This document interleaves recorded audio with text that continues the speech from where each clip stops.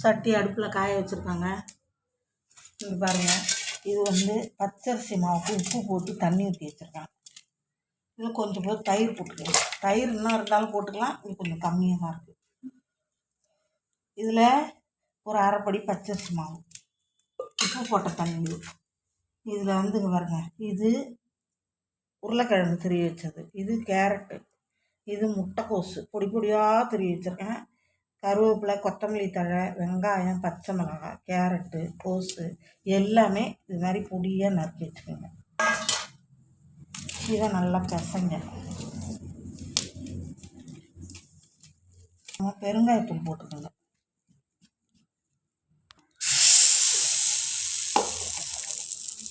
இதை வந்து இந்த தோசைக்கல்ல இப்படி தட்டுங்க.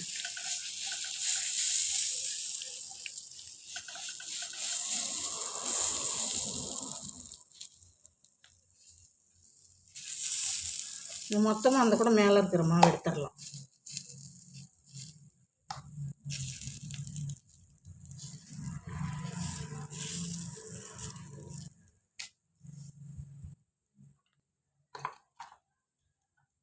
கொஞ்சம் எண்ணெய் ஊற்றி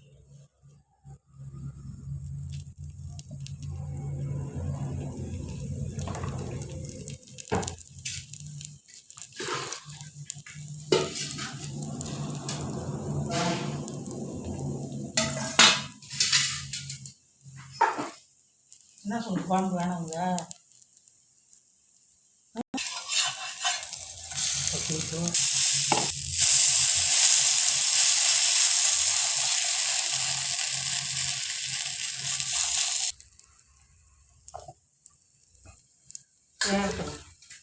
பாருங்க, நல்லா வெந்து வந்துருக்கு. இதில் அப்படியே தட்டணும் வேணும். பாருங்க, இந்த மாதிரி வீட்டில் எதுவுமே சாப்பாடு இட்லி மாவு இல்லைன்னு வச்சுக்கோங்களேன், உடனே வீட்டில் பச்சரிசி மாவு இருந்தால் மேக்ஸிமம் எல்லார் வீட்லேயுமே இருக்கும். அதில் கொஞ்சம் எடுத்து உங்களுக்கு எவ்வளோ தேவையோ எடுத்து போட்டுக்கோங்க. கேரட்டு துருவிங்க, உருளைக்கிழங்கு, பச்சை மிளகாய், கொத்தமல்லி தழை, கருவேப்பிலை எல்லாம் போட்டு துருவி, உருளைக்கிழங்குலாம் நல்லா தேங்காய் இந்த கேரட் சத்துலேயே சேர்த்துக்கிங்க. எல்லாம் போட்டு பிசைஞ்சி கொஞ்சோண்டு தயிர் ஊற்றி உப்பு போட்டிருக்கேன், பெருங்காயத்தூள் போட்டிருக்கேன். இந்த மாதிரி அடையாக தட்டி சாப்பிட்லாம். இதே போல் செஞ்சு பார்த்துட்டு என் சேனலை சப்ஸ்கிரைப் பண்ணுங்கள், கமெண்ட் பண்ணுங்கள். நன்றிங்க.